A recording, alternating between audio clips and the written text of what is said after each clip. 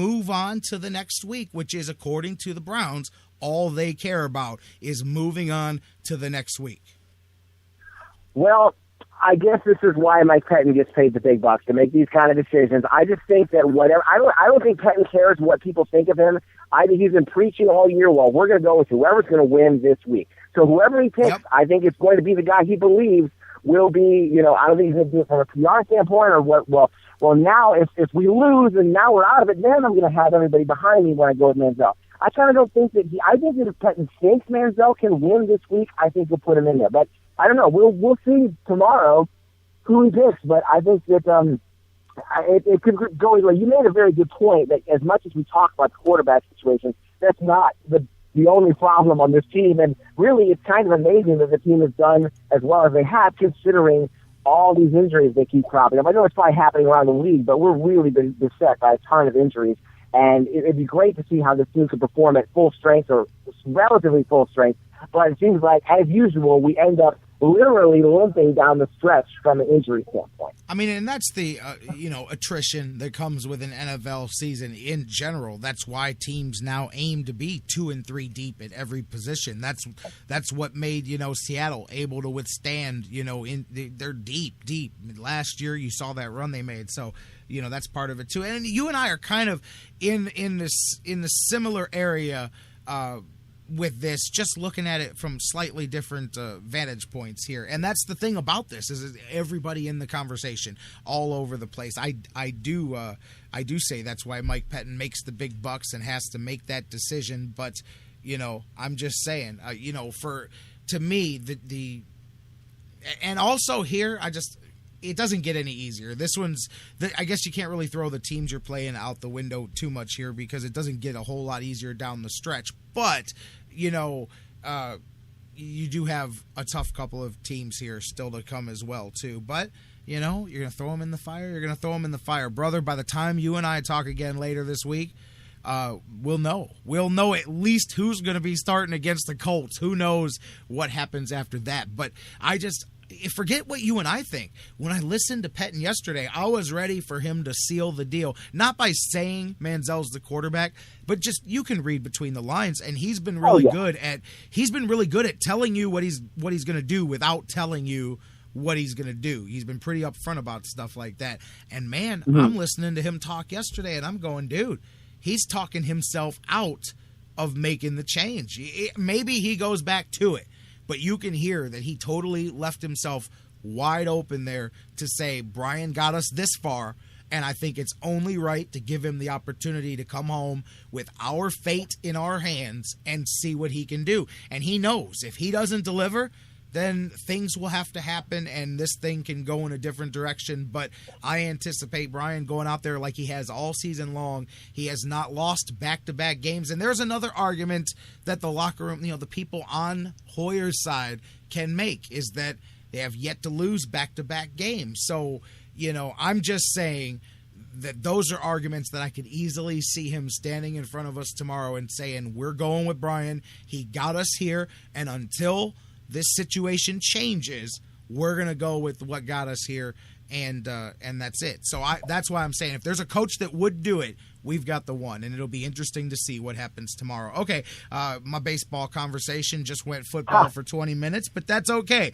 Let's shift gears a little bit, Jeff. Of course, you write for Indians101.com. Let's talk a little baseball. Some more stuff going on this week. Couple of big things.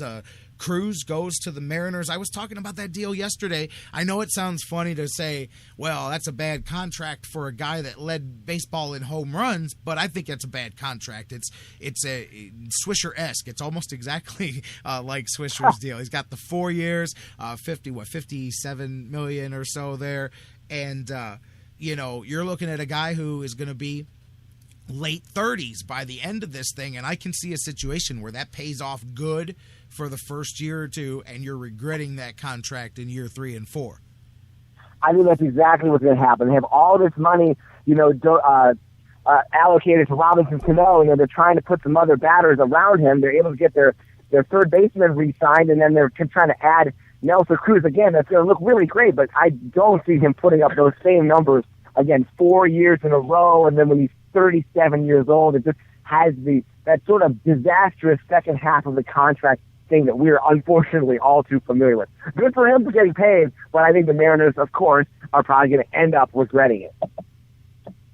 You're listening to the Sports Fix. Jeff Gorman, J-Rock. We're talking about the baseball as the Hot Stove League continues. We're a week away from the winter meetings here, and I expect at that point a lot of things to pick up with trades. But how about Oakland? What is up with your boy Billy Beane here? I know you like to talk about the A's. They've gone all anti-A's in the last couple of months. They're wheeling and dealing. They're signing guys for more money than they usually do. They're going all in on stuff as they continue it again. What were your thoughts when you heard about the Josh Donaldson trade? This guy absolutely drives me crazy. I can only imagine if I was actually an Oakland A's fan, I would be tearing out the last remaining strands of my hair. But, I mean, this guy drives me crazy. I don't even care about the A's. I mean, the fact that he not only trades Yoenis Cespedes, and then he trades one of the best players in the game, Josh Donaldson, from a WAR standpoint, as far as, how valuable he is to the team, trades him to the Blue Jays for Brett Lowry, who apparently Billy Beane is absolutely head over heels in love with, so much to the point that he didn't really shop Donaldson around to teams like the Indians. I'm sure the Indians and several other teams would say, hey, they're going to give you Lowry and these three guys. Well, let's see if we can sweeten the pot. I mean, if you're going to do that, if you're going to try to, cut salary and try to bring in some young pitchers, at least get a few opinions or something. That he just went straight to the Blue Jays and made that deal, and everybody's like, "Whoa, wait, we could have done some business with you there, buddy." I mean, isn't that nuts? Oh, absolutely. And I had some people hit me up right away and say, "Well, this is the problem with the Indians. They should have, like what you say, they should have been in on this, and why would they, and I don't know that they were ever, I don't know, but looking at the deal that they got from Toronto, I mean, I guess it depends on how you value guys, but I saw some breakdowns of this. I was looking at some different people's opinions, and you would think, I don't know where you're at with what the Indians would have had to put in, but you got to think that Lonnie Chisenhall and one of either Salazar or Bauer would have probably been in there based on the level of prospects and players that they got, plus somebody else. I've seen some different people throw out a various group of players, Cody Anderson, Eric Gonzalez, Jose Ramirez, guys like that. Pick one or two of them, add them to Lonnie Chisenhall and one of either Salazar or Bauer, and that 3 or 4 player package would have been what it took. Do you think that sounds about right? And if so, is that too high of a deal, or is that something you're still interested in doing?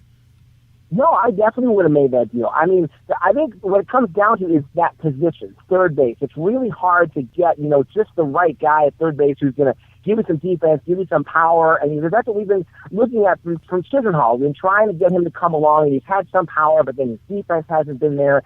And so you come into this year and say, boy, are we going to come back with Lonnie Chisenhall next year? Is he going to do any better than this, or do we need to do something better? So you say, well, who can we go around and get? And if you want to try to sign someone like Chase Headley, that's going to cost $12, $13 million a year for 4 years. So if you have a chance to pull your trade magic like the Indians have been doing and pull off a deal where you get someone like Josh Donaldson, and the Indians definitely, like you said, they've got tons of guys they could have put into a deal like that. You throw in Chisenhall, of course, and then, you could take Salazar, you could take Bauer, you could take I don't want to trade Carrasco after how great he did down the stretch, but somebody like that, and then all these other good young pitchers, and there's a lot of stuff that could have really popped the A's eyeballs and said, wow, these are these great young people who are going to be so cheap, and we don't have to pay them any more than the hot dog guy for the next 5 years. This is great. Let's do it. But they got so focused on Brett Lowry that they had to make that deal with the Blue Jays. And then Lowry gets there, and he talks to people and says, boy, I was hurt for 3 years in Toronto because I was playing on that turf, and I can't wait to play on natural grass. It's like, come on, dude. Everybody else is playing on that same turf for Toronto, and, that was really kind of a lame thing, I thought, for him to come out and say. And this is the guy that they traded Josh Donaldson for. If I was an Oakland A's fan, I would be jumping into the Bay at this point. No, absolutely. That's what we're talking about here, and things that the Indians could have done. It's the one thing that I hate. It's the unfairness, because some people don't know the other side of the story that we're talking about, which is the Indians, they never had a shot. They didn't even have a shot. They didn't even have a shot to make an offer. No team did, because according to everybody on the inside of this thing, like you said, Billy Beane zeroed in on Brett Lowry. He targeted those prospects that he wanted. And matter of fact, who was it? Tony Lastoria. I saw him he wrote a story about it over the weekend and talked about how it may have only been one team.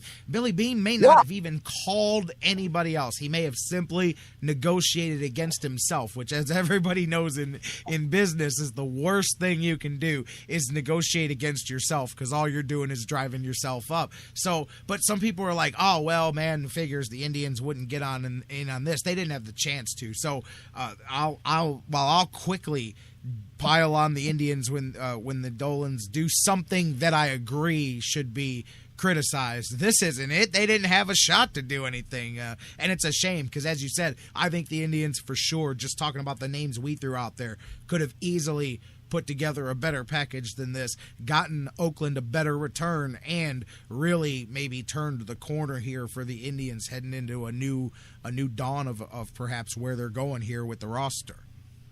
Right. I mean, the way that they acted on that trade, I mean, when corporations do this, they get sued by their shareholders. When they pick somebody, they say, hey, let's merge with you, and we'll pay, $5 million, and we'll merge with you. And the shareholders are like, wait a minute. If you wanted to merge with somebody, you could have merged with one of these other three companies, and we could have gotten 3 times as much, and then they end up in court. That's how it is when you don't, use your negotiating power that you have simply because you've got 31 other teams to talk to. Right, and anyways, but it's just funny. And what happened to Billy Beane, I don't know. I have no idea. I don't know. He's gone off the deep end. Maybe he's baseball lifer. Maybe it's got to him, man. Maybe he's just, I don't know. Maybe he misses being in a movie. Maybe he wants him to make a movie about him Part 2, Moneyball Part 2. I don't know. I think the movie went to his head. I think that's the problem. I'm just whatever. Yeah. You may be onto something there, but he can't get out of his own way. Now we'll see. But you know what? Hey, he has never been shy. I will say this: he's never been shy to reinvent that roster over and over again. And a lot of that is what the formula that the Indians have to follow this winter, as far as utilizing a few assets that you may not want to part with, to bring in more assets in places that you really, really need them, and continue to reinvent yourself. It's like an entertainer, anybody. You got to keep reinventing yourself. They've got to keep reworking that roster, especially to avoid where they're at this winter when you got handcuff situations. And we've seen, matter of fact, Donaldson is the flip side of that, coming full circle for the A's, if you remember, because he was brought there years back. He's been there for 4 or 5 years now. Yeah. But he was the flip side of a deal that they made back in the day that brought him in as a prospect. And then now it comes full circle, because, they have to continue to churn those guys up so that they don't reach the point where they have to pay them. So anyways, and here we sit now looking at that. Indians, again, not a lot happening with them so far, but the winter meetings, as we mentioned earlier, they're coming up here next week, I believe they start. Sunday. Yeah, absolutely. So I expect at that point things to get really cooking, even though I don't think the Indians do a whole lot yet, because they're gonna pick at the fringe. They're gonna wait a little bit and see what's out there and what happens quickly. But this is where I think a lot of the trade work that they've been piling together for the last 6-8 weeks or so since the end of the season, you may be able to see 1 or 2 of those come together in the early part of December here. That's right. I think a lot of stuff it seems like it's going kind of slow, but a lot of things have to shake out. And I think it's going to start with, finding out where those really top starting pitchers are going to go. Where's John Lester going to go? Where's Max Scherzer going to go? And James Shields. So I think once those 3 guys go, and then people are going to say, well, did I get one of those guys or did I not? And then the trading situation is going to happen with possibly Cole Hamels from the Phillies, or someone even like Jeff Samardzija, if I didn't pronounce that right, that guy. Yeah. So I think. And you know what? You think, mentioned Cole Hamels, real quick, Jeff, to just jump in because you just mentioned him. I was reading. I can't remember who wrote it, but it